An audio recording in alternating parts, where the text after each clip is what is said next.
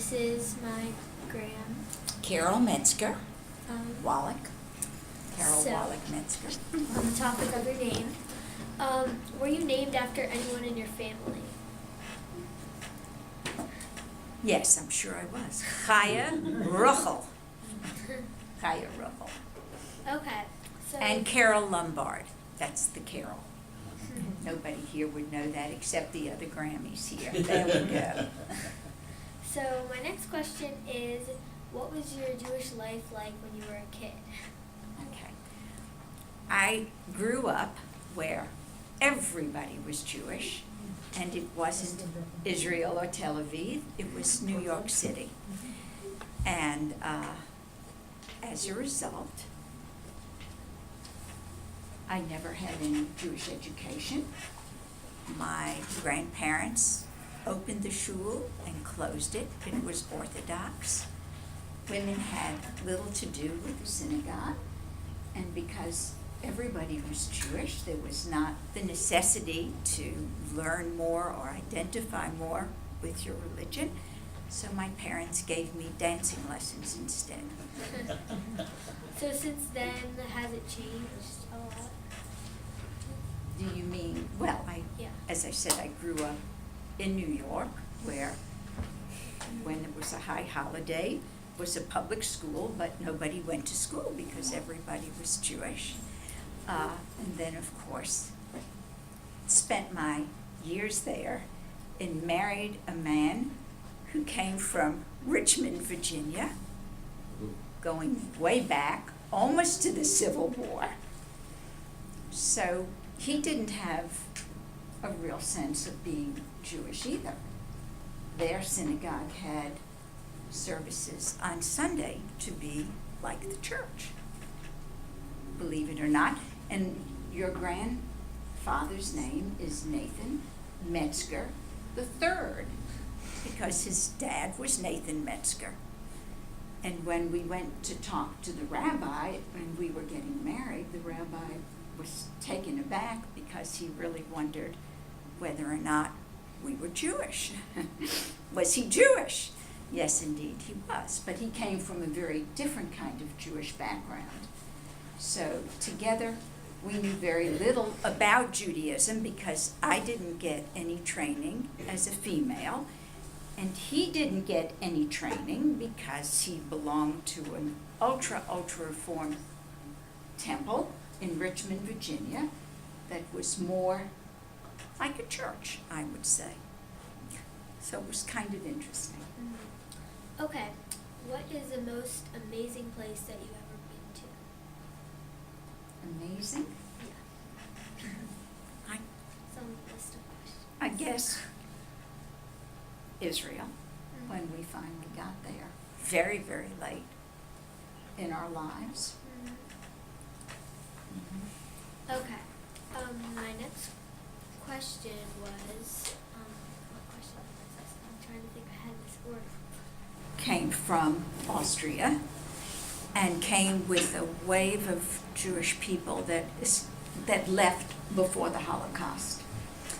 And the interesting thing is that when I was growing up in New York, nobody talked about it. We knew Hitler was doing terrible things to the Jewish people, but nobody really discussed the Holocaust. It was not until many years later that it all came to light, what was going on.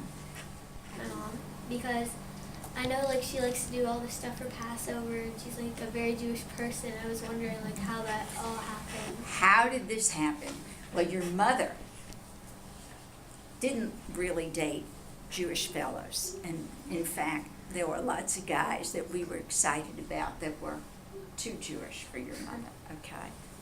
But lo and behold, it happens, and we are members of the temple and joined the day we moved to Atlanta, only to discover that your great-great-great-great-grandfather was the second president of the temple in Atlanta and was the founder of public school education in Atlanta. And his home was not burned down during the Civil War because he was a Mason. So really, we go way back in Atlanta, which we did not even know. The interesting thing is, from that family today, there are very few Jewish people remaining. Most of them, they're ministers, and most of them converted and left Judaism, but we didn't. So we have belonged to the temple from way back. Your 3 daughters, including your mom. My name is Elizabeth Ratkin, and I interviewed my great-grandfather. His name is Joseph H. Resnick, and he has never told anyone what the H stands for, so we don't know that. He was born in 1919, and he is 93 years old.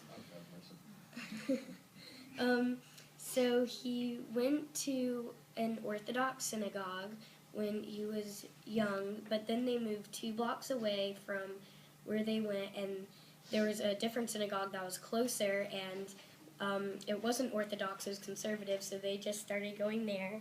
But even though he went to a conservative synagogue most of his life, he was always very Orthodox, and this is one of his prayer books, and it's an Orthodox one, so you can pass that around if you want to look at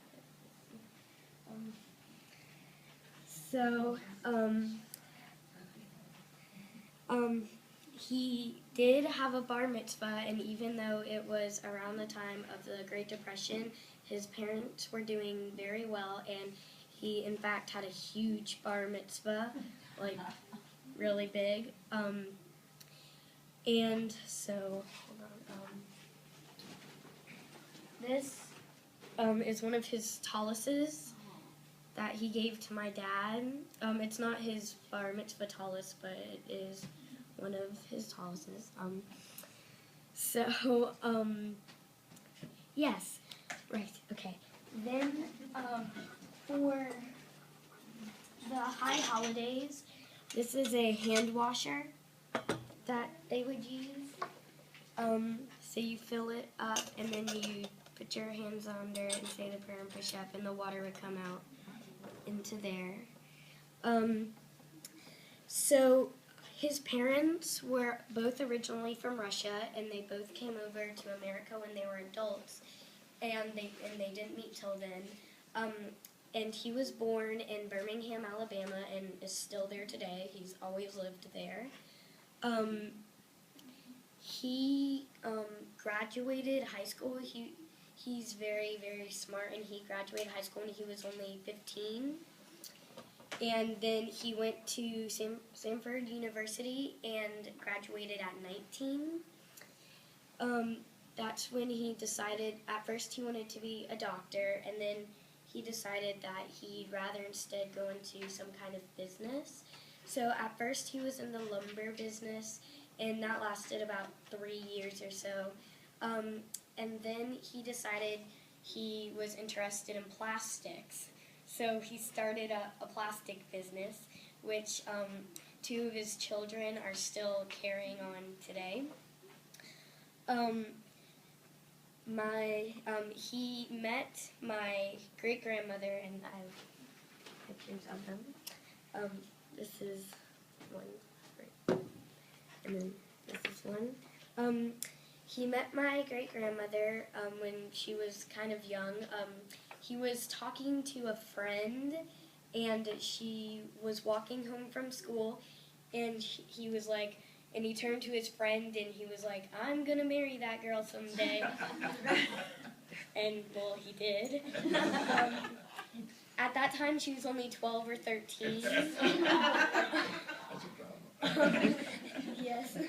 And they didn't get married until she was 17 and he was 19, so they waited a whole while. They were married 75 years. My great-grandmother passed away a few years ago, but they were married 75 years, and it was a surprise. It was a surprise at that time that they were even married like less than that because back then there were divorces like left and right. Like they were very common. Okay. So then about 2 years after they got married, they started having kids, and all of their kids were about 5 years apart. They are Robert, Toby, David, and Sarah. And Toby is my grandmother. Robert and Sarah, David and Sarah, they both carried on his plastics business when he retired. And then I guess the last thing I have, kind of something. This is his tefillin. His tefillin bag, and then he bought some for my dad. And my dad has his, but so he gave these to my dad. So yeah. Are you ready? Yeah. I'm David Reingold, And I'm Matthew Reingold. and we interviewed our grandmother, Hilda Stern Reingold. So, Hilda Stern was born in 1932 in Frankenburg an der Edder, Germany. She was named after her great-grandmother Hilda Baumkatz. Her father had a job buying animals from farms that didn't need them and selling them on Thursdays at market. He inherited the business from his wife's uncle. At the time of her birth, Hilda's parents' families had been in Germany for quite some time. Her father, Leo's family, had moved to Germany during the Spanish Inquisition, and her mother, Selma's family, had moved to Germany in the 1700s. All this being said, Jews had been in Germany for a long time, and they were accepted as just a part of the community. So you can imagine it came quite a surprise when laws were passed forbidding her brother Alfred and her sister Honey from going to school, and her dad was unable to work. Alfred was forced to sell bread for 1 cent a loaf. Also, many kids in the area began to dislike Jews. They would often throw stones at the windows of the houses. Hilda's sister Honey was sent to Frankfurt for safety. With the Hitler youth groups patrolling the streets, Hilda and her family were often confined to inside the house, or on the back patio, where she would often play games or ride her red scooter. Her mom got a visa to leave, but it expired before they could get out. So they acquired another visa with the help of her father's 4 oldest brothers who had moved to America sometime before. They left on October 11th, 1937. When Hilda was 5, Alfred was 14, and Honey was 16. They managed to get first class on a German boat and were able to take along some of their possessions and money. They landed in New York on October 22nd, 1937, after an 11-day voyage, and settled down in an apartment in Washington Heights, New York City. Hilda's sister Honey, who was 2 months short of 17, worked for a teacher looking after the children. She earned $50 a month and got off Thursday afternoons once a month. When she brought home her first paycheck and gave it all to her mom for the support of the family, her mom began to cry. Seeing this, Honey said, "Oh, Mom, don't cry. Just think, if you'd had twins when you had me, you'd have had $100. While her dad worked in a pipe factory all day, an hour-and-a-half round trip with $11 per week pay, and her mom took in boarders to get extra money, Hilda and Alfred went to school. Hilda was in kindergarten, and Alfred was in 8th grade. The problem was that they didn't know English. The solution they found was to teach each other the words they had learned that day on the way back to their apartment, and one day it just clicked. In 1939, a huge wave of immigrants flooded New York to escape the Holocaust. As a result, the principal of Hilda's school created a foreign-speaking class that he wanted to put Hilda in. However, at that point she already spoke fluent English, so she said no, and at that point it was unheard of for a child to say no to an adult. Shocked, the principal sent a letter home to her parents arranging a meeting.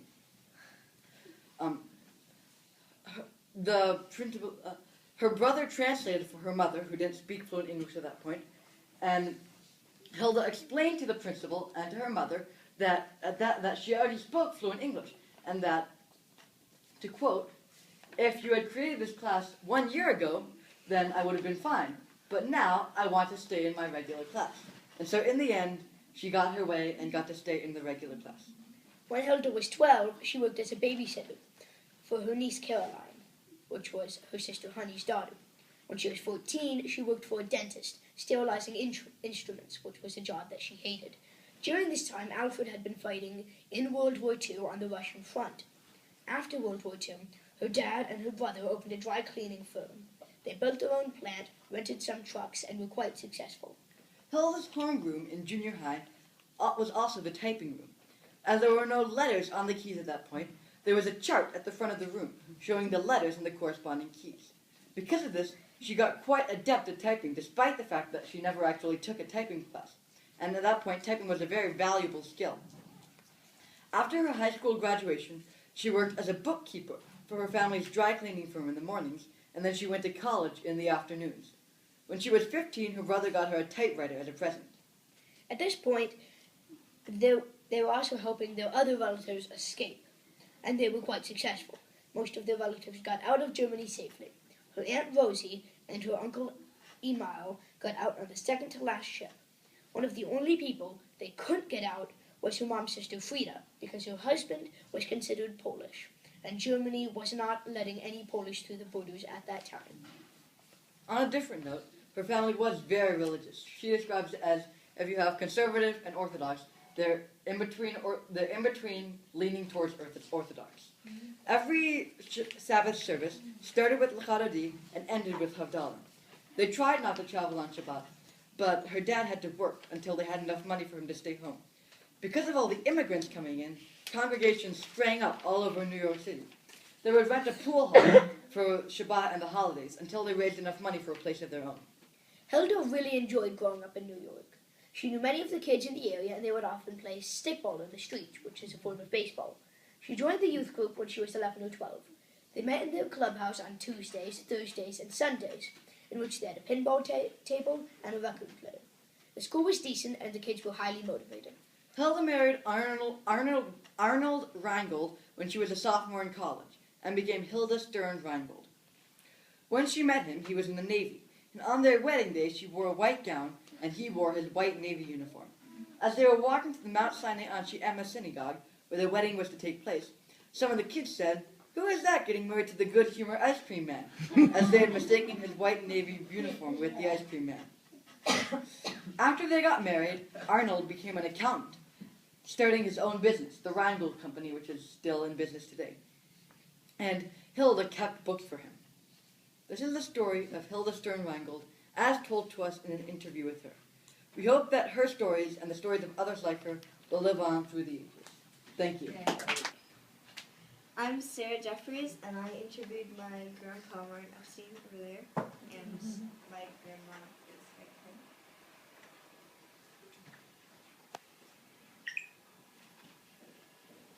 The basic information: his name is Martin Louis Epstein. He was born in Brooklyn and named after his grandfather. His mom was Rachel Leah Filson Epstein, and his dad was Joseph Herman Epstein. How his family came over: his grandfather Nathan came from Russia because you were required to join the army then, so he didn't want to, so he came to America.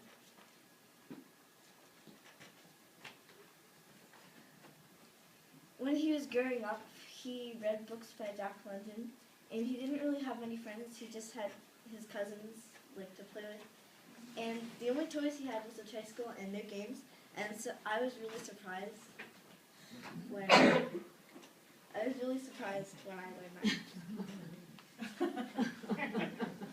that. He had a bar mitzvah, and it was really big.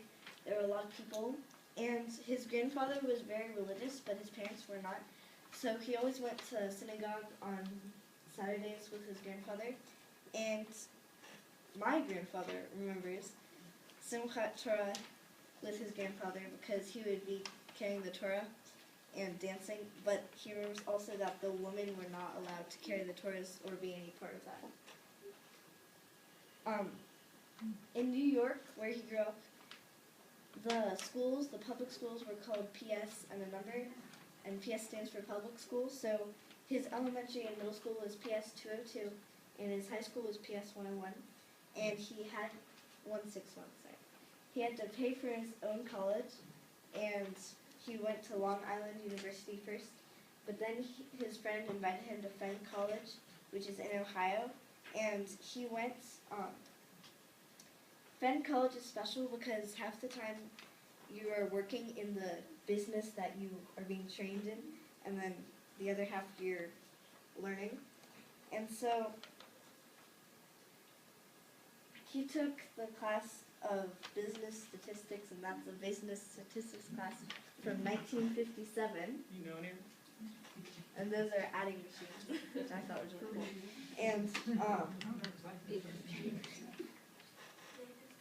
And their program where they were working and learning was called Cooperative Education, or Co-op.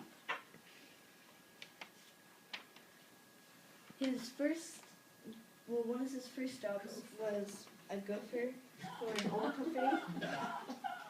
It's sort of like a floater. If that person does like all the miscellaneous jobs that the rest of the people aren't doing. Now he's in the jewelry business. When he first saw his wife, my grandma, she was beautiful and smarter than him. And his grandfather had once told him that he would know when he saw the right person to marry, and he did. When he saw her, he knew he wanted to marry her. And at the wedding, it was rainy. I remember it was raining. Their first home after their marriage was an apartment in San Francisco, because he was in the army, and so that was near his post. And then they moved to Germany afterwards, and go back. Sorry. How he met his wife? They were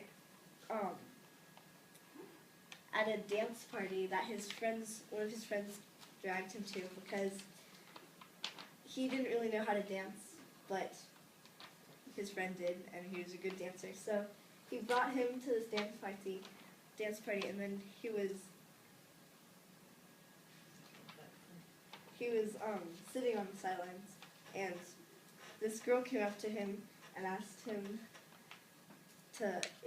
teach him to dance, and he said yes, and they had a nice time together, and later on got married.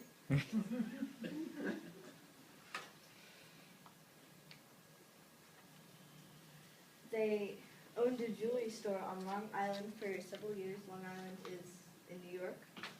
My mom was raised on Long Island in that time, and they moved to Woodstock, Georgia several years ago. Thanks for watching. I'm Alex Yovich, and I interviewed my grandma Anna Ferrer, and she is from Buenos Aires, Argentina, and she was named after her grandma from her mom's side, named Hannah Ita.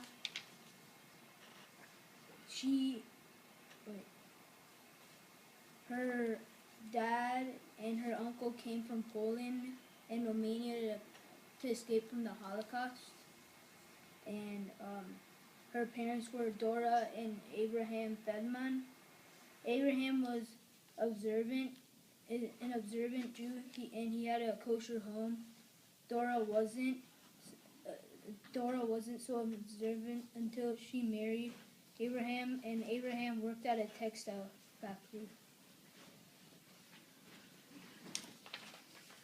And she wasn't involved with the war.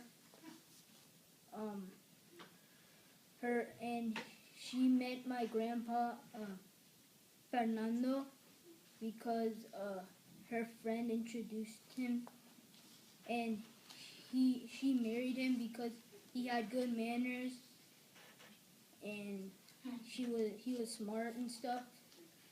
And they didn't have a big wedding, and they had their kids in Buenos Aires, and he owned a sports shop, which was really big in Argentina.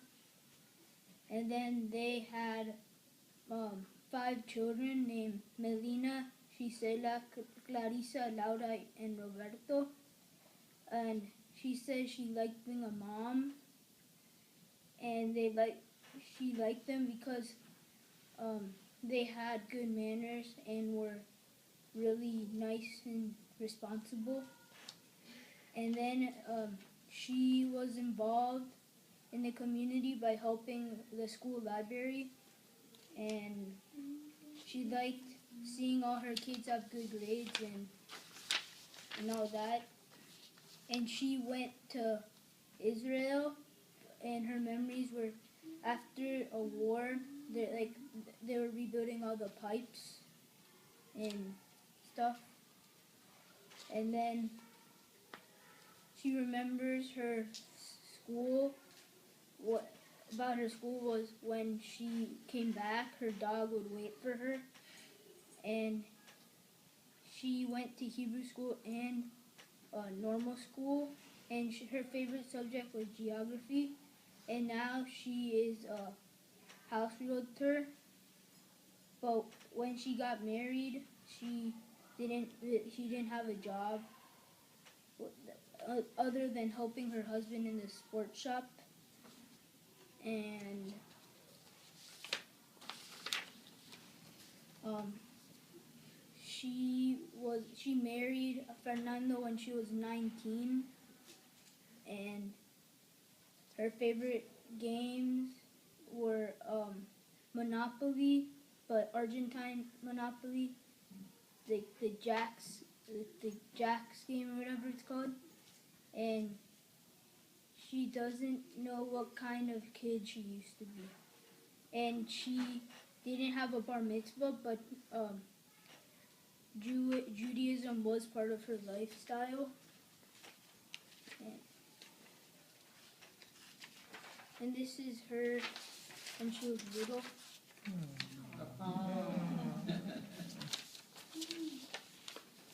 And this is me and my grandma at my brother's bar mitzvah. So Let's see.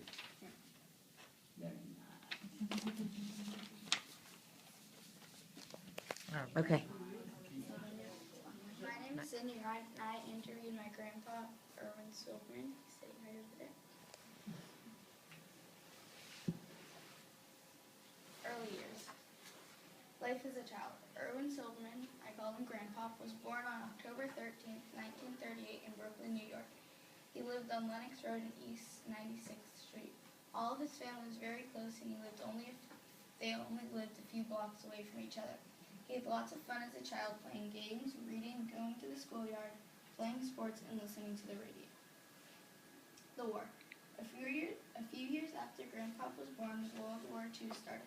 At school, there were many drills when the children had to duck and cover under their desks to stay safe. Also, there were many blackouts when they had to turn off all the lights and close the blinds. Judaism. Jewish life. Judaism was very important in Grandpa's family and still is. Growing up, he belonged to the B'nai Israel synagogue, and his rabbi was Rabbi Rosenblum. Grandpa had a bar mitzvah when he was 13 years old. He had a big party that night. On Jewish holidays, he and his sisters didn't go to school, and they played games involving nuts, and they'd throw them on the sidewalks. And then this is a picture of Enoch at his bar mitzvah. And then this is a picture at his bar mitzvah with his father, mother, and sister Renee.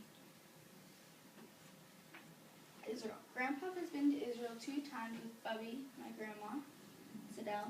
The first time they went was for my mom's bat mitzvah in 1980. The second time they went was to visit my Uncle Ian while he was on a trip for school in 1989. Parents. His mom and dad. Grandpa had a mother and father. His mother's name was Ida Feldman, later on Ida Silverman. She worked at the age of 14 in a factory making ladies' underwear.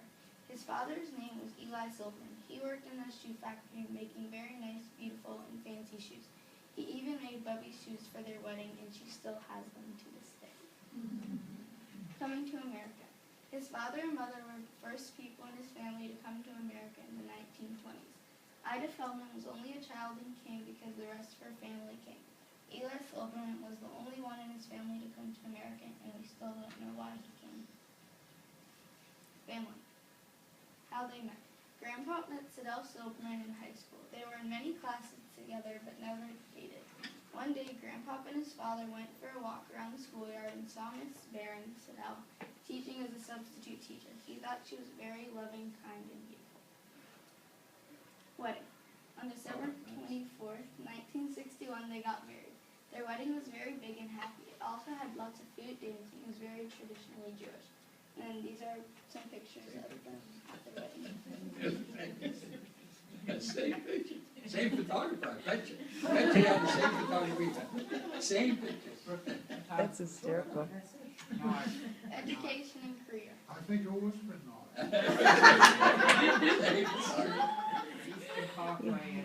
School. After Grandpa graduated from high school, he went to college at NYU and studied economics, even though he wanted to be a lawyer. Then, after college, he went to graduate school at MIT. While Grandpa was in school, his parents wanted him to be a doctor. Career. Grandpa's first job was a grocery delivery boy when he was only 13 years old. Then he worked in a coat factory when he was in high school. Grandpa's father didn't want him to ever work in the shoe factory that he worked in because it was a very dirty place. Children and grandchildren. Children. Bubby and Grandpa have 3 children. Their names are Amy, Beth, and Ian. Amy, my mom, is the oldest, then Aunt Beth is in the middle, and Uncle Ian is the youngest. Then my mom married Jay, Aunt Beth married Uncle John, finally Uncle Ian married Aunt Heidi, and they each had children. Grandchildren. My parents have 3 girls. Their names are Lauren, Marnie, and me, Sydney. Then Uncle John and Aunt Beth had 2 boys, Josh and Adam. Finally, Aunt Heidi and Uncle Ian adopted a little girl named Sloan. And then here's sort of family tree. And then here's my aunt and uncle and my parents, and then my sisters and I and my cousins. Life today. Grandpa enjoys helping in his neighborhood homeowners association, reading and spending time with his grandchildren. Next to family, his family, love and being honorable are the most important things in life to him. Judaism plays a role in his life because he listens to Jewish music, and Bubby and Grandpa keep kosher in their home. Also, they celebrate all Jewish holidays with family. His advice to future generations is to be peaceful. I'm very lucky to have my Bubby and Grandpa live near me in Jordan. Thank you for this opportunity to have this experience. I love you, Bubby and Grandpa.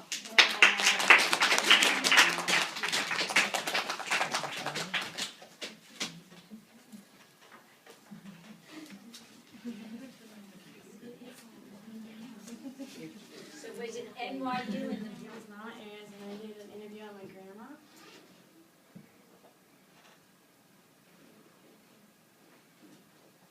So a little background, she was born in Cleveland, Ohio. Her mother and father are from Russia. She currently lives in Atlanta, Georgia, is married to Dennis Rose, and has 3 children. Her childhood. All of her family lived in Cleveland. Her cousins lived in the apartment above her, and her grandma lived on the same street. Judaism was very important to her family. Her brother played football, and she loved to play it as well, and still loves the game today. She lived right next to a huge park, so she was always outside with her friends. Teenage years. She was a very good student and got good grades, and good grades were required in the family. Went to Hebrew school 4 days a week. She also went to services every Shabbat and was very involved in the synagogue. Living as a Jew, although it was not easy to manage Hebrew school and normal school, she lived in a very Jewish neighborhood and never encountered problems like being discriminated. She met her first husband at the Hebrew school, and she attended in Cleveland. College. She got a college degree in psychiatric counseling while her future husband was studying at MIT. They got married in Boston where he was studying.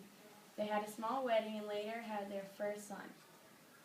About a year after her first son, they had their second child and moved back to Cleveland and had their 3rd child. After their 3rd child, she went back to get her master's degree. Career. After she graduated, she became a Jewish social worker in St. Louis, and then a family and marriage counselor. She did receive some criticism for being a working mother and for going to college again. Her first husband was a structural civil engineer for his father's company. Second husband. She met him on a blind date thinking nothing would happen. He was less religious but became more involved because he knew how important it was to her. He was a sales manager for a marketing company before they moved to Atlanta to pursue his dream of opening his own business, a closet company called Space Makers. Children. Her first child was Doug Roseman, that one. Lives in New York. He's fairly orthodox, married to Lori Roseman, and has one 4-year-old daughter. And you can hit it, and it'll zoom in. Oh, really? Her second child is Rachel Barrich, lives in Atlanta, belongs to TKE, works for Space Makers until it got sold, and has one 13-year-old son. And third was my mom, Cheryl Ayers, lives in Atlanta, belongs to Hadash, is a computer engineer, has two 13-year-old twins and one 19-year-old daughter.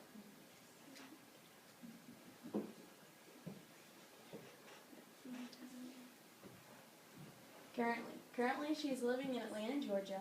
She and her husband are now retired and sold space makers to another company. They love to travel and love to hang out with their 5 grandchildren. Ellen Rose thinks that the most important thing in life is family because without it, nothing else means anything. No possession, no home, no trip means anything without a family to enjoy it with. And originally this was supposed to be on porn, so that's a porn picture of us like when we were little.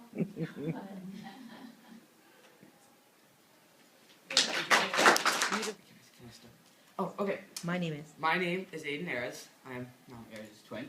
And I did an interview on my grandmother who lives in Seattle. Her name is Rochelle Roseman. She was born in Akron, Ohio. She was named after her grandmother Rose, or Rachel, and her Hebrew name is Hannah Rachel. That's her, and that's me, and that's my sister. Both of her parents were born in the U.S. Her grandparents, and like the rest of her family, immigrated from the Ukraine for a better way of life from anti-Semitism. She grew up in Akron, Ohio with her 16 cousins, and she remembers having Sabbath dinner with all of her family at her grandparents' house every week. In addition, she loves stopping at her grandparents' house on her way home from school and just playing, having a great time with all of her friends and cousins.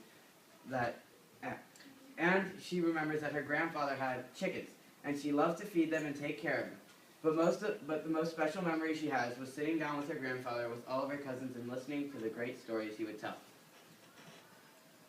She moved a lot. She was constantly moving and needed to get used to a new school and new friends. But anywhere she went, she would always find the crowd that she fit in perfectly with. She and her friends loved to play games like tag and Red Rover. But unlike today, they rarely played sports for fun. Judaism to her was a huge part of her life. Although her family was not Shomer Shabbos, they did keep a kosher home, and she always went to Friday night services. When she got older, she was very active in USY. She chose to become Shomer Shabbos, and she started going to shul on Saturday mornings. She belonged to a conservative synagogue called Beth El in Akron, Ohio. She did not have a bat mitzvah because it was not a custom that women at that time had one. Her experience of being a Jew varied a lot based on where she lived. She has been to Israel 7 times. Her first trip was in 1977, and she remembers getting so involved in the peace movement. She also said that after about a day or two, her first time in Israel, she felt a huge spiritual connection with the land, and she felt very Jewish in a way. She absolutely loves school. She says that she never had a lousy teacher. Her favorite subject was art. When she was a little girl, she always wanted to be an art teacher. She now has a degree in art education. For a short period of time, archaeology interested her very much, but she knew that she really wanted to pursue a career in art.